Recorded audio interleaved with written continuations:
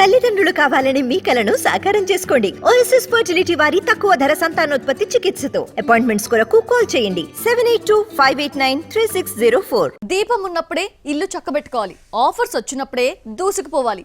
ఒక భాషలో సక్సెస్ అయితే మరో లాంగ్వేజ్ లోకి ఎంట్రీ ఇవ్వాలి. అప్పుడే 4 రాళ్ళు వెనకేసుకోవచ్చు.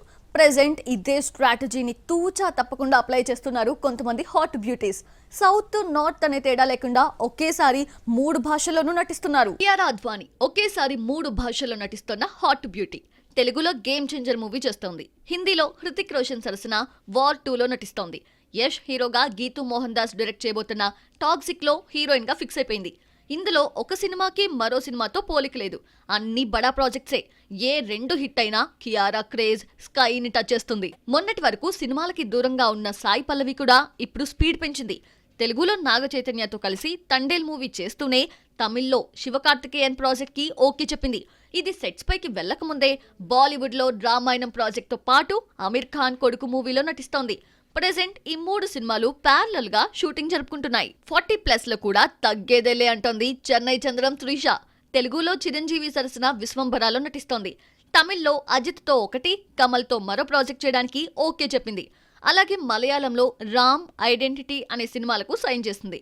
బాలీవుడ్ లో సల్మాన్ తో మురుగదాస్ చేసే ప్రాజెక్ట్ లో ఈ బ్యూటీ ప్లేస్ కన్ఫర్మ్ చేసుకున్నట్లు ప్రచారం జరుగుతోంది. టాలీవుడ్ లో మహానటిగా కూడా తెచ్చుకున్న కీర్తి సురేష్ కూడా ఇదే స్ట్రాటజీని ఫాలో అవుతోంది. తెలుగులో సుహాస్ సినిమాలో నటిస్తూనే తమిళ్లో 3 ప్రాజెక్ట్స్ కి సైన్ చేసింది. హిందీలో వరుణ్ ధావన్ తో కలిసి బేబీ జాన్ చేస్తోంది. పుష్పతో నేషనల్ క్రష్ గా మారిన రష్మిక మందన సైతం తెలుగుతో పాటు తమిళ్, హిందీ భాషలో నటిస్తూ గోల్డెన్ లెగ్ గా దూసుకుపోతోంది.